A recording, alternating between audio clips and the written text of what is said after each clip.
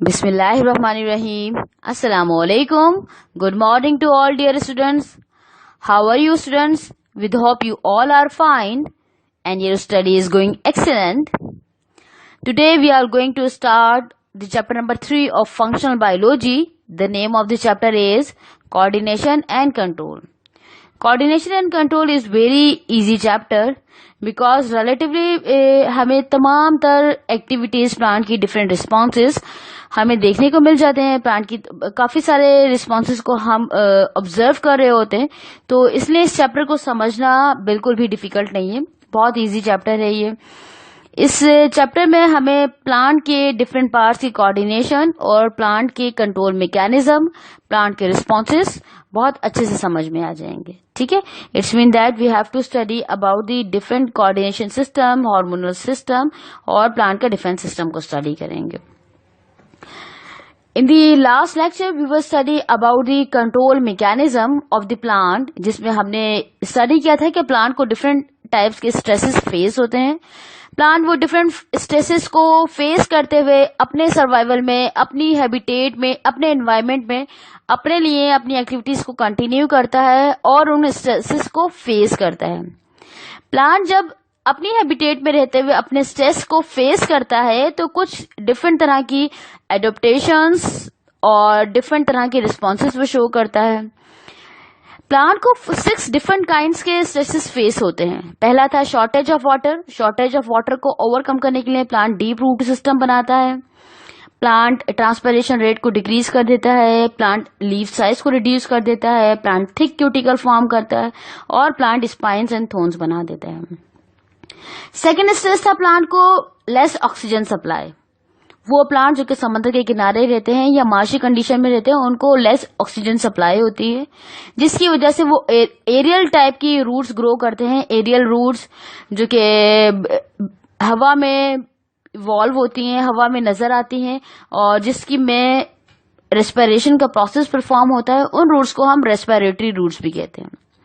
इन root का function क्या होता है? रूट का फंक्शन होता है कार्बन डाइऑक्साइड को एक्सक्रीट कर देना, उसको इवॉल्व कर देना और एनवायरनमेंट में मौजूद ऑक्सीजन को एब्जॉर्ब कर लेना.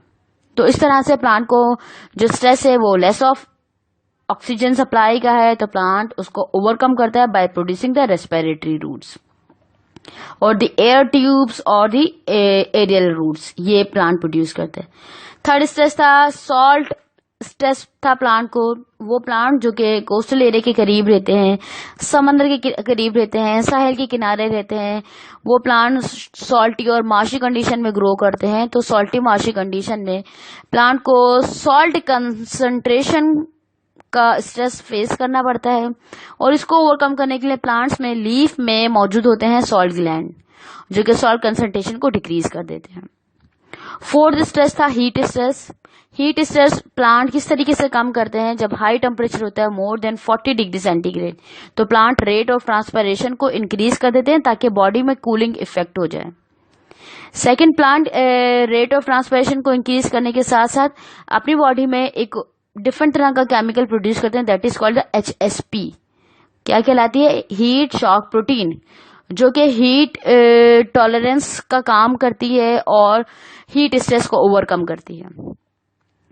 उसके बाद जो फिफ्थ वन स्ट्रेस है वो है लो टेम्परेचर स्ट्रेस यानी कोल्ड टॉलरेंस. वो प्लांट जो कि 0 डिग्री सेंटीग्रेड से कम कंडीशन के एरिया में ग्रो करते हैं, उनकी हैबिटेट 0 डिग्री सेंटीग्रेड से कम है और वो नॉर्मली आर्टिक रीजन में ग्रो करते हैं. तो आर्टिक रीजन में स्नोफॉल की वजह से काफी लो टेम्परेचर होता है, तो प्लांट अपने इस स्ट्रेस को कैसे ओवरकम करते हैं? Bye producing the ice crystals, जो कि आइस क्रिस्टल्स बन जाते हैं और जो उनका इंटरनल वाटर कंटेंट होता है वो कम्प्लीटली फ्रीज नहीं हो जाता, बल्कि क्या होता है कि वो अच्छे से मेंटेन कर लेते हैं प्लांट और अपने फंक्शंस को कंटिन्यू करते हैं. और यहाँ पर जो फ्रीजिंग टॉलरेंस है, फ्रीजिंग टॉलरेंस में आइस क्रिस्टल का बनना ये नॉर्मली साइटोप्लाज्म में नहीं बल्कि प्लाज्मा मेम्ब्रेन में हो रहा होता है. इसके बाद जो 6th वन स्ट्रेस था प्लांट को वो क्या था? वो था ओवरग्रेजिंग. एनिमल ओवरग्रेजिंग करते हैं और ओवरग्रेजिंग के रिजल्टेंट में क्या होता है कि प्लांट ऑलमोस्ट खा लिए जाते हैं, ग्रेज आउट हो जाते हैं एनिमल के जरिए. एनिमल जब अपने फूड मटेरियल को इनटेक करने के लिए, अपने न्यूट्रिशन के लिए प्लांट्स पर डिपेंड करते हैं तो उनको ग्रेजिंग कर लेते हैं। घास को या और जो डिफरेंट टाइप्स के प्लांट्स होते हैं फील्ड्स में होते हैं तो वो उनको खा लेते हैं। अब प्लांट अपने आप को कैसे डिफेंसिव मैकेनिज्म प्रोवाइड करेगा? तो प्लांट इस स्ट्रेस को कि ओवर ग्रेजिंग ना की जाए, प्लांट इसको कंट्रोल करने के लिए प्लांट दो तरह के एक्शन परफॉर्म करता है। एक तो ऑन्स प्रोड्यूस करता है, यानी कांटे, थोन्स, स्पाइंस, स्पिक्यूल प्रोड्यूस करता है। सेकेंडली प्लांट एक डिफरेंट तरह का लैक्टिक एसिड और लैक्टिक कंपाउंड प्रोड्यूस करते हैं जो कि व्हाइट इन कलर में होता है। टॉक्सिक सब्सटेंसेस होते हैं, पॉइजनस सब्सटेंसेस होते हैं जो कि प्लांट की प्रिवेंशन का काम करते हैं। राइट, तो ये था कंट्रोल मैकेनिज्म। और अब हम स्टडी करते हैं डिफेंस अगेंस्ट द पैथोजन। अगर प्लांट को पैथोजन की साइड से किसी भी किस्म का खतरा हो तो प्लांट अगेंस्ट द पैथोजन किस तरीके से एक्ट करते हैं? क्योंकि बहुत सारे living organism like the bacteria, viruses, fungi, other living organism like the insects, pathogens environment में अवेलेबल होते हैं। ये एनवायरनमेंट में रहते हुए प्लांट को किसी भी किस्म का हार्म पहुंचा सकते हैं। Right, so the diseases of the plants may arise from the infection by viruses, bacteria or the fungi and the other pathogen. In most cases, against these diseases, the plants produce the immune system in their body. Plant का जो immune system होता है that is called the defence against the pathogen. Plant का ये defence होता है, immune system होता है। प्लांट की इम्यूनिटी डिपेंड करते हैं 3 मेन डिफरेंट टाइप्स पर। राइट, प्लांट की जो इम्यूनिटी है, first of all plant depend कर रहा होता है टोटली अपनी एपिडर्मिस पे, and this is the first thing which is the defence against the pathogen by the plants. Right, तो पहला डिफेंस सिस्टम क्या है प्लांट का, जो कि इम्यूनिटी प्लांट की बढ़ाता है, वो क्या है कि first line of the defence, first line of the defence is the epidermis. आप देखें ना, प्लांट की जो एक्सटर्नल लेयर होती है that is called the epidermis. Right, so the outer layer of the epidermis which is on the plant is the protective covering around the body of the plant. Plant के externally जो outermost surface पर epidermal layer है that is the protective layer, और protective covering है जो कि plant को किसी भी किस्म के इंसेक्ट्स, वायरस, बैक्टीरिया, फंजाई या किसी भी किस्म के पैथोजन से, पैथोजन को इनसाइड द बॉडी जाने के लिए, किसी भी इन्फेक्शन कॉज करने के लिए प्लांट को प्रिवेंशन प्रोवाइड करती है। And epidermis is also called the first line of defence. Right, exams में अक्सर क्वेश्चन आते हैं, what is the first line of defence in the plant? So you have to keep this thing in your mind that epidermis is the first line of defence in the plant. Now the second line of defence in the plant is the chemical. Plant produces a different type of the chemical at the time of any infection, any type of the disease. Plant को अगर किसी भी किस्म की कोई disease हो जाए तो प्लांट सर्टेन डिफरेंट तरह के केमिकल्स को प्रोड्यूस करता है। ये जो production of the different chemicals होता है ये बेसिकली किस लिए होता है? ताकि इंटरनली प्लांट किसी भी किस्म के इन्फेक्शन से, पैथोजेनिक एक्शन से, किसी भी किस्म की डिजीज होने से अपने आप को बचा सके। राइट, ये नॉर्मली टॉक्सिक सब्सटेंसेस होते हैं जो कि पैथोजन को किल कर देते हैं। Right, so when the pathogen entered the body through the stomata or any other way, the plant produces the certain chemicals to kill them, and this is called the second line of defense. जो certain chemicals होते हैं ये क्या करते हैं? ये उन pathogen को किल कर देते हैं, क्योंकि फर्स्ट लाइन ऑफ डिफेंस तो एपिडर्मिस है। अगर एपिडर्मिस से पास आउट होकर कोई भी पैथोजन बॉडी में इन हो जाता है या थ्रू द स्टोमेटा आ जाता है, किसी भी ओपनिंग के थ्रू आ जाता है, लेंटिकल के थ्रू आ जाता है, बाय द रूट आ जाता है, किसी भी पॉइंट ऑफ व्यू से अगर बॉडी के इनसाइड इन हो गया है तो सेकेंड लाइन ऑफ डिफेंस क्या है? केमिकल्स।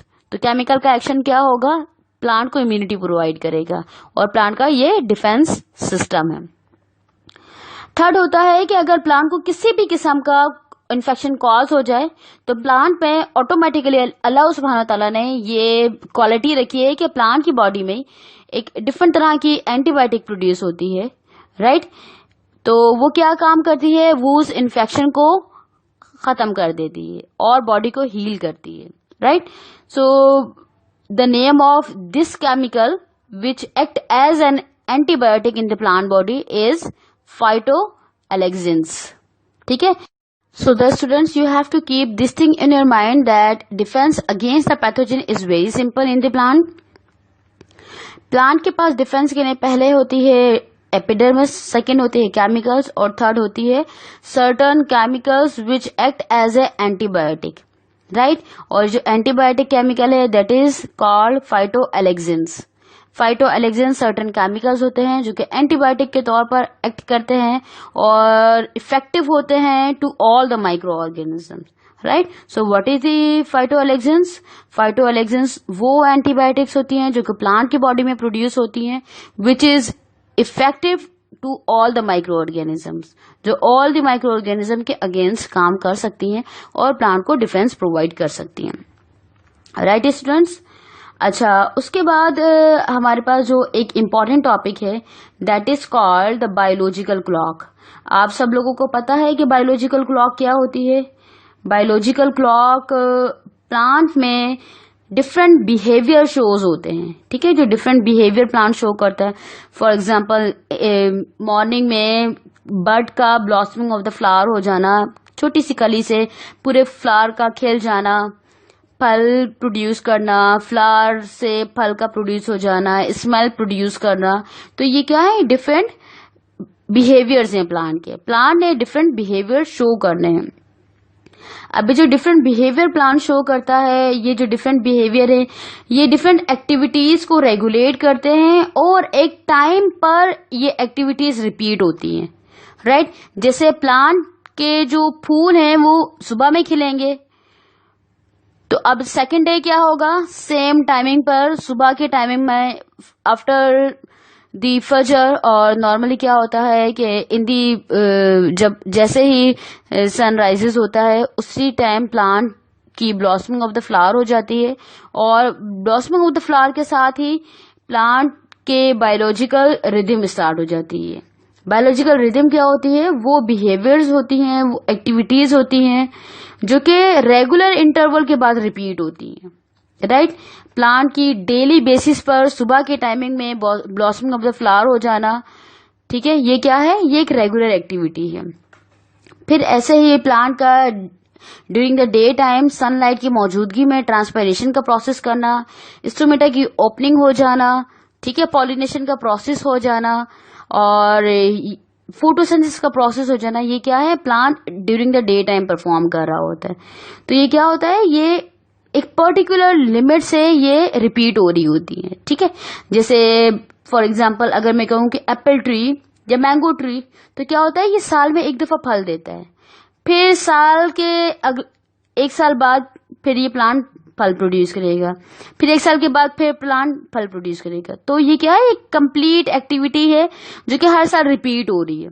तो जो रिपीटेशन होती है that is called the biological rhythms. Biological rhythm क्या होते हैं? प्लांट में वो एक्टिविटीज जो कि एक पर्टिकुलर टाइम पीरियड के साथ, अब ये जरूरी नहीं कि वो एक दिन में 24 घंटे में 36 आवर्स में या 72 आवर्स में या 1 ईयर में आफ्टर 3 मंथ्स वो रिपीट होंगी, लेकिन पर्टिकुलरिटी क्या है कि एक पर्टिकुलर टाइम पीरियड में वो रिपीट हो। जैसे सेब का दरख्त है, एक साल बाद वो फ्रूट देगा तो एक साल बाद ही देगा। सीरियल क्रॉप है, सीरियल क्रॉप 6 मंथ के बाद वो क्रॉप देंगी, तो एक रबी क्रॉप एक खरीफ क्रॉप कहलाएगी, ठीक है। 6 महीने के बाद वो फसलें प्रोड्यूस करती हैं। अब प्लांट ने सुबह अर्ली मॉर्निंग उन्होंने ब्लॉसमिंग ऑफ द फ्लावर करना है, तो 24 आवर्स के बाद ये रिपीटेशन हो रही है। तो repetition of the similar activities, behaviour activities का रेगुलेट होना विद सेम टाइम इंटरवल क्या कहलाता है? बायोलॉजिकल रिदम्स कहलाता है और इसको हम बायोरीम्स भी कहते हैं, ठीक है। बायोलॉजिकल रिदम्स आप लोग को समझ में आ गया? बिहेवियर एक्टिविटीज का रिपीट हो जाना रेगुलर इंटरवल के साथ क्या कहलाता है? बायोलॉजिकल रिदम्स कहलाते हैं। अब ये बायोलॉजिकल रिदम्स होती क्या है? कैसे प्लांट को पता चलता है कि अब इन्होंने एक्टिविटीज करनी है? जैसे अगर हमें सुबह अर्ली मॉर्निंग उठना होता है तो हम क्या करते हैं? अलार्म लगा के सोते हैं, फिर हमें पता चलता है भाई सुबह हो गई है, फिर हमें घड़ी नजर आ रही होती है सामने, फिर हमें पता चलता है इतना टाइम हो गया, अब हमें ये काम करना है। तो प्लांट को कौन बताता है? हमारी तो आईज हैं, हाथ पांव हैं, अपनी एक्टिविटीज को कंट्रोल कर सकते हैं। तो प्लांट की तो they don't have the eyes, nose, smell भी नहीं कर सकता, ना वो देख सकता है। उसको फिर कैसे पता चलता है कि अभी प्लांट को क्या एक्टिविटी परफॉर्म करनी है? समझ में आ रहा है आप लोगों को? तो प्लांट को जो पता चलता है कि अब उसने क्या एक्टिविटी परफॉर्म करनी है, उसके लिए प्लांट की बॉडी में लगी हुई होती है biological clock. Biological clock actually है क्या चीज? ये वो मैकेनिज्म है, ये वो कंट्रोल सिस्टम है जो कि तमाम लिविंग ऑर्गेनिज्म के तमाम फिजियोलॉजिकल, उसके मेटाबॉलिक फंक्शंस को according to the time control करता है। समझ में आ गया आप लोगों को? बायोलॉजिकल क्लॉक होती क्या है? जैसे फॉर एग्जांपल हमें रात के वक्त लास्ट में थोड़ी बहुत ही, जैसे बहुत सारे लोग कहते हैं कि हमें रात में नींद नहीं आती, लेकिन आती तो है, फील तो होती है ना नींद, ठीक है? तो ऐसे ही बायोलॉजिकल क्लॉक क्या होती है कि हमें टाइम के अकॉर्डिंग टू द टाइम हमें बायोलॉजिकल मेटाबॉलिक एक्टिविटीज को कंट्रोल करके रखना क्या कहलाता है? बायोलॉजिकल क्लॉक कहलाता है, राइट? ये तमाम लिविंग ऑर्गेनिज्म में होता है, ये कंट्रोल मैकेनिज्म कहलाता है, ठीक है? सो what is biological clock? This is a control mechanism which is found in all the living organism which control the physiological and the metabolic activities, functions according to the time. This is called the biological clock. Is this clear to all of you? Okay. अच्छा, अब हमें ये बात समझ में आ गई कि जो बायोलॉजिकल रिदम्स हैं वो क्या हैं? वो एक्टिविटीज और बिहेवियर है जो कि प्लांट रिपीट करता है। अब वो रिपीटेशन एक दिन में हो, 3 मंथ्स बाद हो, 6 मंथ बाद हो, एनुअली हो, वो डिपेंड करता है प्लांट पे, ठीक है? बायोलॉजिकल क्लॉक क्या होती है? ये वो मैकेनिज्म है जो कि प्लांट को बताता है कि अब इसने अपनी रेगुलर एक्टिविटी को रिपीट करना है, जो वो हमेशा करता आ रहा है। वो क्या कहलाती है? वो कहलाती है बायोलॉजिकल क्लॉक। प्लांट कुछ एक्टिविटीज अपनी 24 आवर्स में रिपीट करते हैं और वो कहलाती हैं सर्काडियन रिदम्स। सर्काडियन रिदम्स कौन सी रिदम्स होती है? सर्का मीन्स होता है अबाउट और डीएस मीन्स होता है डे, ठीक है? डीएस मीन्स क्या होता है? Day, right? सर्काडियन रिदम्स क्या होती हैं? सर्काडियन रिदम्स वो रेगुलर एक्टिविटीज होती हैं जो प्लांट हर 24 आवर्स के बाद अपनी बॉडी में रिपीट करेगा, राइट? जैसे अर्ली मॉर्निंग फ्लावर की ब्लॉसमिंग हो जाना, क्या है? ये सर्काडियन रिदम है। स्टोमेटा की opening for the process of transpiration, circadian rhythms है, ठीक है? हर 24 आवर्स के बाद, ठीक है? During the day time photosynthesis होती है, जबकि रात में नहीं होती, राइट? तो ये क्या है? ये सारी सर्काडियन रिदम्स है। आपको इधर पिक्चर में अच्छे से नजर आ रहा होगा सर्काडियन रिदम्स को। हम 24 आवर्स के पॉइंट ऑफ व्यू से डिफरेंट टाइम मैनेजमेंट के हिसाब से उसको डिवाइड कर लेते हैं और प्लांट पे डिपेंड करता है कि वो किस टाइमिंग में क्या फंक्शन परफॉर्म करता है, तो उसी टाइमिंग में आफ्टर 24 आवर्स के बाद वो एक्शन रिपीट होगा। Is that clear to all of you? Okay. Second हमारे पास रिदम आती है, वो है सर्कैन्युअल रिडिंग, ठीक है? क्या है? सर्कैन्युअल रिदम्स है। सर्कैन्युअल रिदम्स में क्या होता है? ये वो एक्टिविटीज है जो कि रिपीट होंगी, लेकिन ये आफ्टर 1 ईयर बाद रिपीट होंगी, right? Biorhythms which showing the periodicity of the about 365 days और a year, these are called the circannual rhythms, ठीक है? अच्छा, ये जो रिदम्स हैं ये 2 तरह के रीजंस होते हैं इनके। एक कहलाता है एक्सोजीनियस और दूसरा कहलाता है एंडोजीनियस। ये रिदम्स कंट्रोल एक्सटर्नली भी किए जा सकते हैं, जैसे हीट है, लाइट है, टेम्परेचर है, तो प्लांट की एक्टिविटीज कंट्रोल हो सकती हैं। ड्यूरिंग द डे टाइम जब प्लांट को लाइट मिलेगी तो प्लांट ने अपने फोटोसिंथेसिस को परफॉर्म करना है। अब रात के टाइम तो लाइट नहीं है तो क्या होगा? फोटोसिंथेसिस नहीं हो सकती। अब प्लांट कब इसको रिपीट करेगा? जब लाइट होगी। तो ये जो एक्टिविटी है कौन कंट्रोल कर रहा है? ये एक्सोजीनियसली कंट्रोल हो रही है, right? So those activities which may be direct response to various changes in the external stimulus की वजह से होती है, वो क्या कहलाती है? एक्टिविटीज एक्सोजीनियस कहलाती है। एंडोजीनियस एक्टिविटीज भी होती हैं जो कि एंडोजीनियस स्टिमुलस की वजह से होती हैं। ये वो एक्टिविटीज होती हैं जो कि बॉडी के इंटरनली होती हैं। ये सर्टेन केमिकल्स हो सकते हैं, हार्मोन्स हो सकते हैं, right? These rhythms can be control internally by an efficient time measuring system and are independent of the light and temperature effects. These types of rhythms are called endogenous, right? जैसे for example light की timing है, plant को carbon dioxide भी available है, plant को water भी available है, और प्लांट के पास क्लोरोफिल एज अ पिगमेंट भी मौजूद है। तो प्लांट क्या करेंगे? प्लांट अपने लिए फोटोसिंथेसिस का फंक्शन परफॉर्म करेंगे, राइट। सो ये कौन सी एक्टिविटी हो गई? एंडोजीनियस। एंडोजीनियस भी ऑलमोस्ट डिपेंड कर रही होती है एक्सोजीनियस पर, लेकिन एंडोजीनियस लाइक जैसे फोटोसिंथेसिस की मैंने अभी एग्जांपल दी, तो हमें पता है कि कार्बन डाइऑक्साइड और क्लोरोफिल और वाटर का इंटरनली बॉडी में होना बहुत जरूरी है। फिर लाइट अवेलेबल होगी, तो जो कि एक्सटर्नल स्टिमुलस हो गया, और इंटरनली 3 है, तो तीनों मिलकर क्या करेंगे? ड्यूरिंग द डे टाइम अपने लिए फोटोसिंथेसिस का फंक्शन परफॉर्म करेंगे, right. Is this clear to all of you? Okay.